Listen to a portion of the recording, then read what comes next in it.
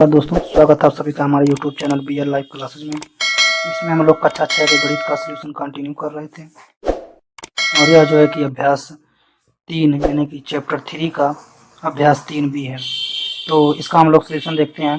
प्रश्न नंबर 1 प्रश्न नंबर कह रहा है कि निम्नलिखित प्रश्नों 1 और 2 यानी कि 2 प्रश्न दिया है, 1 और 2। इसमें कह रहा है कि केंद्रीय खानों की संख्या उसके चारों ओर पटलों पर, यानी कि पटल बने हुए हैं चारों ओर, देख पा रहे हैं फिगर में, वह अंकित संख्याओं किसी भी प्रकार संबंधित है और वह संबंध का हमें पता लगा करके इसका हल जो है कि ढूंढना है, ठीक ना।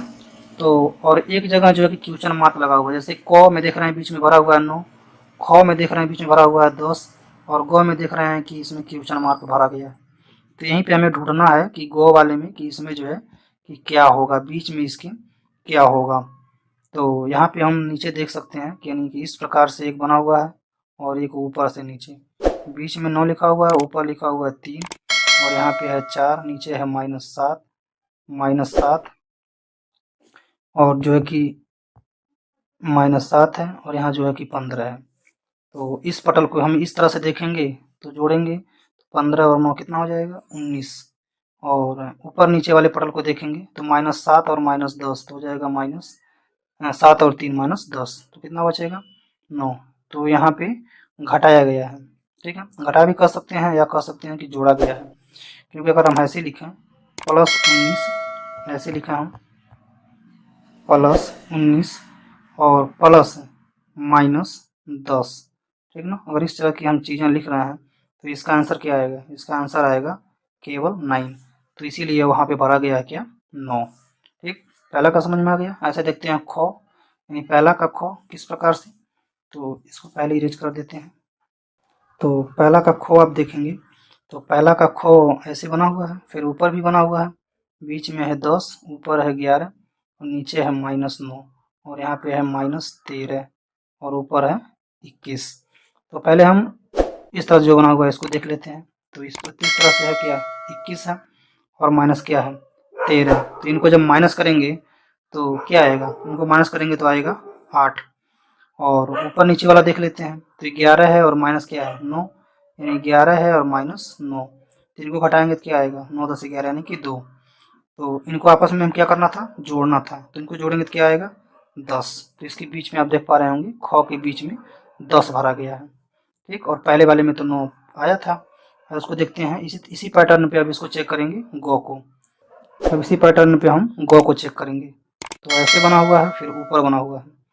तो ऊपर लिखा हुआ है -15, नीचे है -18 और यहाँ पे है 17 और बीच में क्वेश्चन मार्क और यहाँ पे है 14। तो इस वाले तो को पहले जोड़ लेते हैं, 17 धन 14, इसको जोड़ेंगे तो कितना हो जाएगा 34 31, यानी कि 741 और 1123 31 हो जाएगा। उसके बाद है -15 और पुनः हमें ऐड करना है क्या -18। तो माइनस माइनस आपस में ही जुड़ता है, ठीक ना। अभी इसको समझा देंगे अच्छे से। तो ये कितना हो जाएगा, यह हो जाएगा 33, यानी यह हो जाएगा -33। तो माइनस के 33 में, यानी कि माइनस के 33 में हमें जोड़ना है क्या 31। तो जब जोड़ेंगे तो क्या बचेगा -2। तो -2 जो है कि इसमें रहेगा, बीच में रहेगा -2। तो गो का है अब कौन सा ऑप्शन, यानी कि ऑप्शन नंबर पहला, इसी में है -2। 2 इसमें भी है लेकिन वह गलत है दूसरे में। तो पहला ऑप्शन क्या है इसका सही है, ऑप्शन नंबर 1 सही है। इसी तरह से इसको ढूंढेंगे सेकंड वाले को, किस कौन से पैटर्न पे चल रहा है। दूसरे वाले पैटर्न को ढूंढेंगे, दूसरा का को। तो इसका पैटर्न ऐसे है और यहाँ पे बीच में है 10, ऊपर है -3, नीचे है 19 और यहाँ पे है 15 और यहाँ पे है 11। तो हम पहले 15 और धन 11 कर लेते हैं। तो इसको करेंगे तो कितना हो जाएगा 26, यानी किसको करेंगे तो हो जाएगा 26। उसी तरह से अब ऊपर नीचे वाला कर लेते हैं। तो -3 है और प्लस है क्या 19।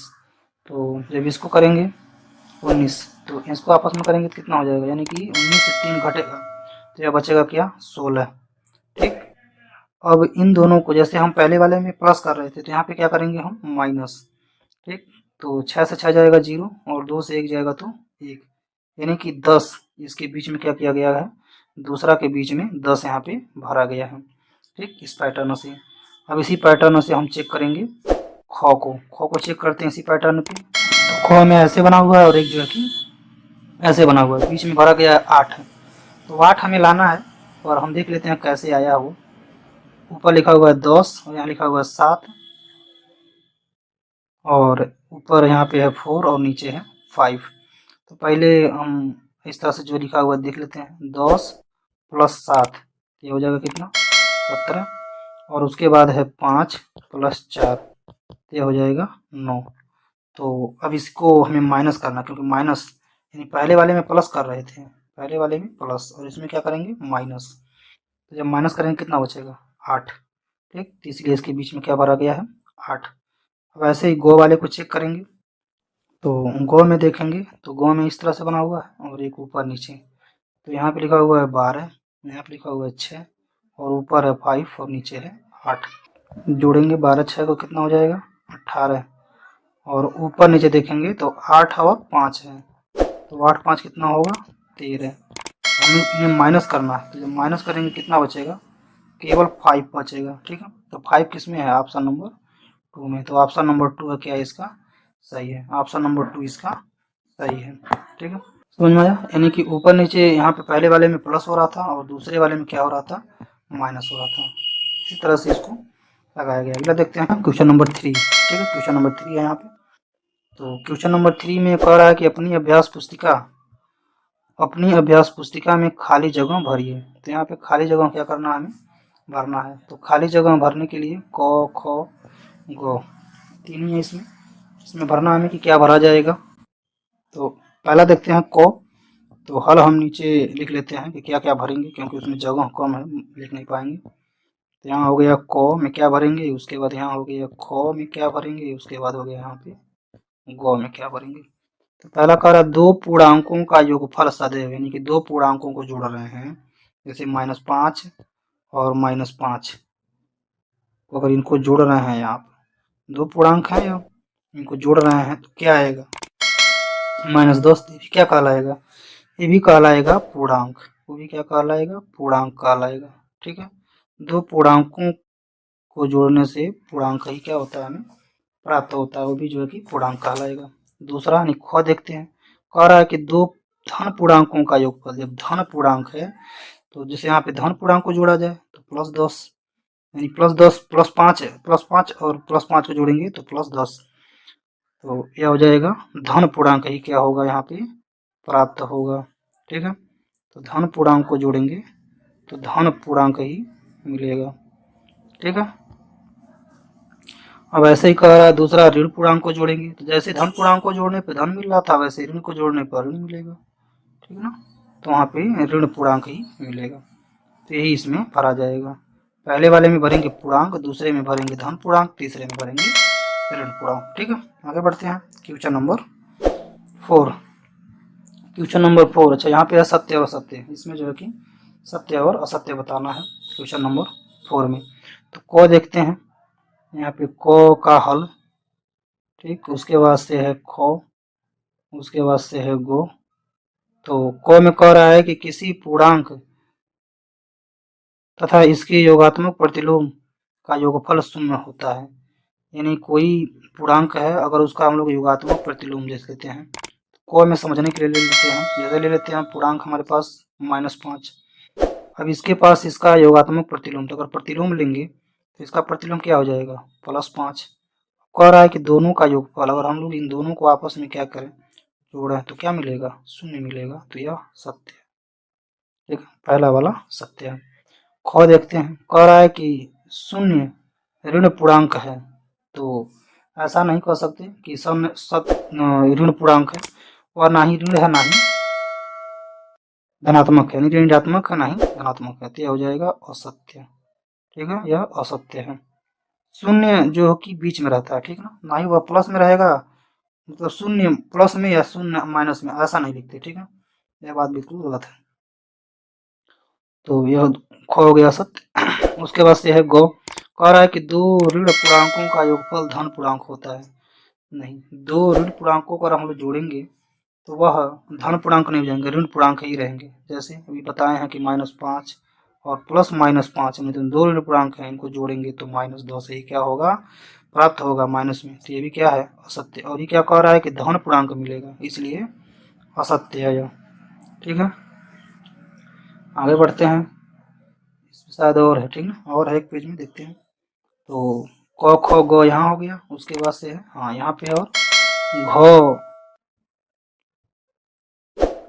च छ ज अंग इसमें नहीं है, ठीक। तो यह है, तो इसको भी समझते हैं। तो पहले देखते हैं घ को, उसके बाद च को, उसके बाद छ को, और उसके बाद ज को, इन तीनों को समझेंगे। तो क में कह रहा है कि किसी पूर्णांक, कोई भी पूर्णांक है, शून्य का योगफल उस पूर्णांक के बराबर होता है। तो अगर कोई योगफल है और शून्य योगफल है तो उसका बराबर नहीं होगा। मान कुछ उसमें जैसे आएगा 5 है हमारे पास, और इसमें शून्य योगफल जोड़ना है, 5 तो आया ना, उसके बराबर कहाँ होगा, मान जो है कि घटेगा बढ़ेगा। तो ये भी क्या हो जाएगा, असत्य हो जाएगा, ये भी जो है कि असत्य हो जाएगा। च कह रहा है कि एक ऋण और एक धन पूर्णांक सदैव धन मिलता है, नहीं, ये भी असत्य है, ठीक ना, असत्य। यह मान जो है कि घटता बढ़ता रहेगा, ठीक है, क्योंकि च में कह रहा है कि एक ऋण, जैसे मान लीजिए -5 ले लें, और एक हम ले लेते हैं कि +6, ये धन पूर्णांक, इनको जोड़ें तो सदैव लिखा है यहाँ पे, कभी तो मिलेगा धन। जैसे यहाँ पे देखेंगे तो यहाँ पे तो मिल रहा है प्लस में, लेकिन अगर यही चीज़ उल्टा हो जाए, जैसे -6 यहाँ हो जाए और +5 यहाँ हो जाए, तब देखेंगे क्या मिलेगा, तब मिल गया -1, ठीक। तो सदैव एक जैसा नहीं है, कभी माइनस हो रहा है और कभी क्या हो रहा है, प्लस, यहाँ प्लस हो रहा है, यहाँ पे माइनस, ठीक। इसलिए वह च जो है कि असत्य है। छ देखते हैं, छ कह रहा है कि संख्या रेखा पर -18 और -18 सूर्य के समान दूरी पर, हाँ ठीक है, क्योंकि जो बीच में बनाएंगे हम, बीच में 0, तो 18 तक भी वहीं आएगा, यानी कि -18 लिखेंगे तब भी उतनी दूरी पे, और +18 लिखेंगे तब भी जो है कि वह उतनी दूरी पे। तो यह जो है कि सत्य है, यह सत्य होगा। उसके बाद है जो कह रहा है कि दो धन पूर्णांकों का योगफल सदैव धन पूर्णांक होता है, हाँ ये सत्य है, यानी दो धन पूर्णांक है तो उसका भी योगफल क्या होगा, धन पूर्णांक ही होगा, तो ये भी सत्य है, ठीक ना। यानी कि दो धन पूर्णांक, यानी कि +5 धन +5 अभी लेके बताए थे, तो ऐसे ब्रैकेट में हम डाल देंगे, तो +10 ही क्या होगा आया था। और हमने ये भी बताया हुआ है कि सभी हर बार जो है कि नंबर के आगे प्लस का चिन्ह नहीं लिखते, लेकिन वो प्लस में रहता है। अगर +5 ऐसे भी लिखा गया तब भी वहाँ पे प्लस है, यहाँ पे प्लस है पर वो दिख नहीं रहा, ठीक है। तो ये चीज़ें हम समझ सकते हैं। आगे बढ़ते हैं, तो अब आगे कोई पेज नहीं है, ठीक है, बस इतना ही इसमें है, और 3B में, और यह है अभ्यास 3C, यानी कि चैप्टर 3 का प्रश्नावली, यानी कि अभ्यास C है। तो देखते हैं पहला प्रश्न कह रहा है कि प्रश्नवाचक चिन्ह जो कि यहाँ पे लगाया गया है, और इस फिगर में आप यहाँ से देखेंगे तो फिगर में ऐसे नंबर भरे गए हैं, और यहाँ पे खाली है और फिर आगे नंबर लिखा गया है। तो जो खाली है प्रश्नवाचक चिन्ह है वहाँ पे क्या भरा जाएगा। तो बगल में एक संकेत दिया हुआ है, इस संकेत को हम ध्यान से देखेंगे। संकेत में पहले लिखा हुआ है 3, फिर 3 का दूना लिखा हुआ है 6, फिर 6 का दूना लिखा हुआ है 12। तो हमको भी क्या करना चाहिए कि इसका दूना जो है कि लिख देना चाहिए। तो 12 का दूना लिखेंगे तो क्या हो जाएगा 24, ठीक है। तो हमको यहाँ पे इसका दूना 24, यानी कि हमें इसमें 24 क्या करना चाहिए, 30 में जोड़ देना चाहिए। तो कितना हो जाएगा 4 5, यानी कि 54। तो यहाँ पे क्या भरा जाएगा 54 किस में है, ऑप्शन नंबर सेकेंड में, ऑप्शन नंबर सेकेंड में जो है कि यह सही है, ठीक है। और ऐसे देख लेते हैं क्वेश्चन नंबर 2। क्वेश्चन नंबर 2 कह रहा है कि निम्नलिखित पूर्णांकों का पूर्ववर्ती संख्या ज्ञात करना है कि इसके पहले क्या आएगा। तो हम हल लिखते हैं और सभी का पूर्ववर्ती लिखते हैं, ठीक। जैसे 6 के पहले क्या आएगा 5, उसके बाद है दूसरा है कि -4, तो -4 के पहले क्या आएगा -5, उसके बाद से है तीसरा। अब यह है -19, तो -19 के बाद क्या आएगा -20, और उसके बाद से है चौथा में है -996, तो यहाँ हो जाएगा -997, ठीक है। और पांचवा में है 0, तो 0 का पूर्ववर्ती क्या होगा -1, ठीक है। यह हो गया इन संख्याओं का पूर्ववर्ती। आगे बढ़ते हैं क्वेश्चन नंबर 3। तो यह रहा क्वेश्चन नंबर 3। क्वेश्चन नंबर 3 यहाँ पे कह रहा है कि अपनी अभ्यास पुस्तिका में खाली स्थान जो है कि में भरना है। तो इसका हम हल देखेंगे, क्योंकि हल के माध्यम से ही हम जान पाएंगे कि क्या भरा जाएगा। क को में लिखा हुआ है -3 और उसके बाद लिखा हुआ है प्लस -6। तो अब -6, तो इसको पहले सॉल्व करेंगे, तो इसको सॉल्व करेंगे तो दोनों माइनस में है, तो हो जाएगा 6 3 9, -9 हो गया। और एक तरफ है बीच में बॉक्स और एक तरफ है -3 और उसके बाद है -6। तो बीच में माइनस है, तो जब बीच में माइनस रहता है तो अंदर का चिन्ह चेंज हो जाता है, यानी प्लस यहाँ पे 6 हो जाएगा। जब इसको माइनस करेंगे तो क्या बचेगा, +3 बचेगा। तो अब देख रहे हैं कि -9 बड़ा है कि जो है कि +3 बड़ा है, तो +3 बड़ा है। ठीक है, तो हम इसमें फिगर इस प्रकार से लगाएंगे। ठीक है, इस तरह से। उसके बाद देखते हैं खो। तो खो में देखेंगे तो -21 और उसके बाद है माइनस का पुनः 21 है और बीच में जो है कि बॉक्स बना हुआ है और पुनः इधर है -21 और उसके बाद है +-21। तो यहाँ पे जो है कि अब हम इसको सॉल्व करेंगे तो हो जाएगा -21 और यह +21 हो जाएगा, बीच में बॉक्स और उसके बाद से यहाँ पे -21 और ये भी माइनस है, तो दोनों को आपस में जोड़ लेंगे तो यह हो जाएगा -42 और इधर हो जाएगा, यह दोनों आपस में क्या हो गया, कैंसिल हो गया, यानी कि 0 हो गया यहाँ पे। और इधर हो गया -42। तो कौन बड़ा है, तो 0 बड़ा है। ठीक है, तो यहाँ पे हम इधर लगाएंगे इस तरह से। तो ख में जो है कि 0 हमेशा बड़ा है क्योंकि माइनस से भी क्या है, बड़ा है। ठीक है, और आगे लिखते हैं, तो इसको इरेज कर लेते हैं पहले।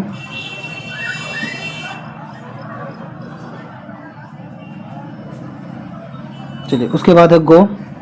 तो गो को यहाँ पे लिख लेते हैं। गो में क्या क्या है, गो में है -27 और उसके बाद है यहाँ पे +27 और बीच में बॉक्स है। तो इसको हम जब सॉल्व करेंगे तो देखेंगे तो -27 और यह हो जाएगा -27 ये भी हो जाएगा।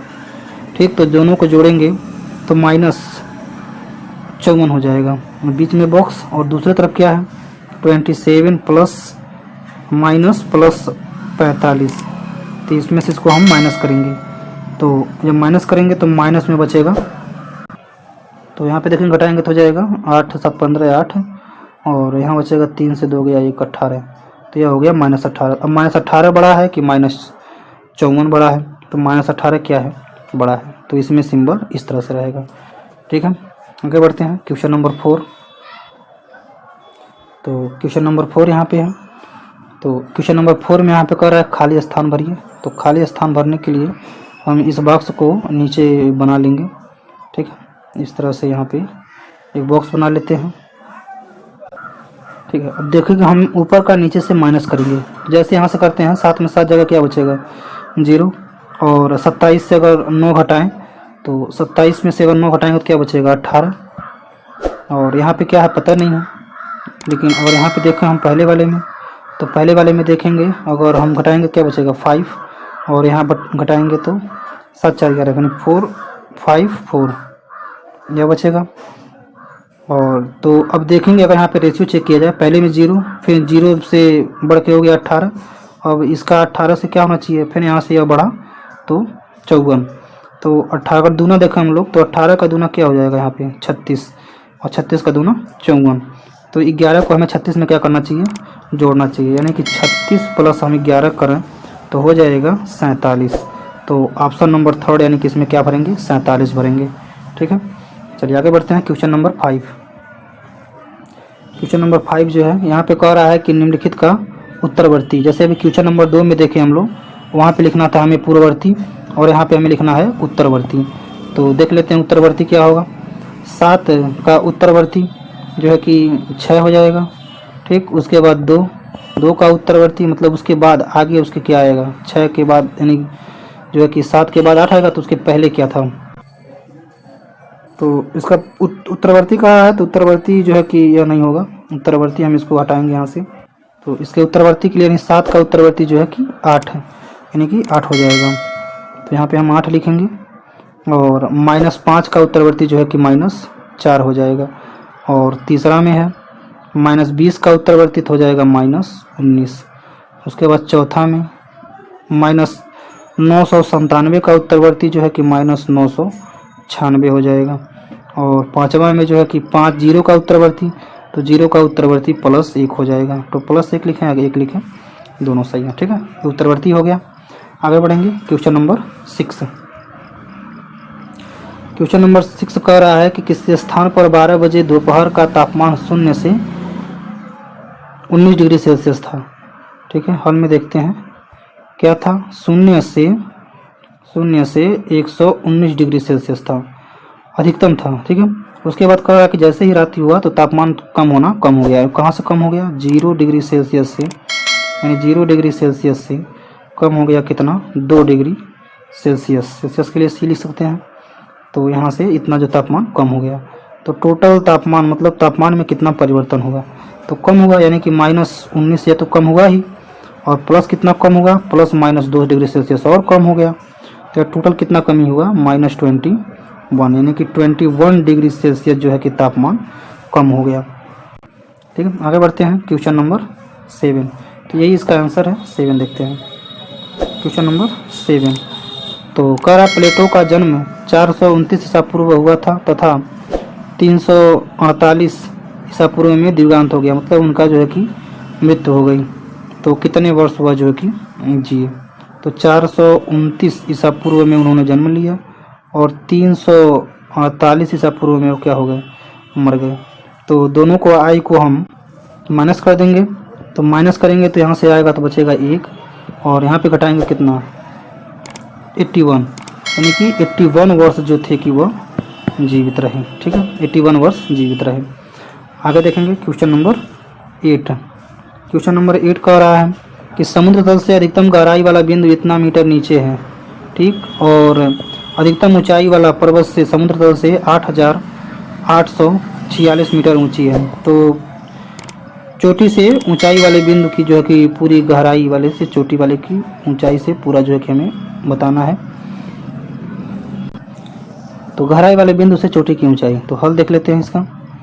तो टोटल कितना है? पहले है 11600 मीटर नीचे है, और उसके बाद जो है कि 8846 मीटर यह गहराई में है, यानी कि नीचे से ऊपर तक। ठीक है, समुद्र तल से। तो दोनों को हम आपस में क्या करेंगे? ऐड कर लेंगे। इनको ऐड कर लेंगे 6 4, और यहाँ पे हो जाएगा 5 और 0 2। ठीक है, यानी कि इतना मीटर जो है कि टोटल गहराई हो जाएगा उसका। तो यहाँ पे जोड़ेंगे तो 6 हो जाएगा, और यहाँ पे 4, 8 6 14 4, और 8 1 9 10 0 1 2। ठीक है, यानी कि 20,446 मीटर जो है कि टोटल इसकी हो जाएगा। इसकी ऊंचाई कितना, यानी कि समुद्र तल से और ऊंचाई पूरा टोटल मिला करके यह इतना हो जाएगा। ठीक है, आगे देखते हैं क्वेश्चन नंबर 9। तो क्वेश्चन नंबर 9 यहाँ पे नहीं है, केवल यहीं तक है। Thank you.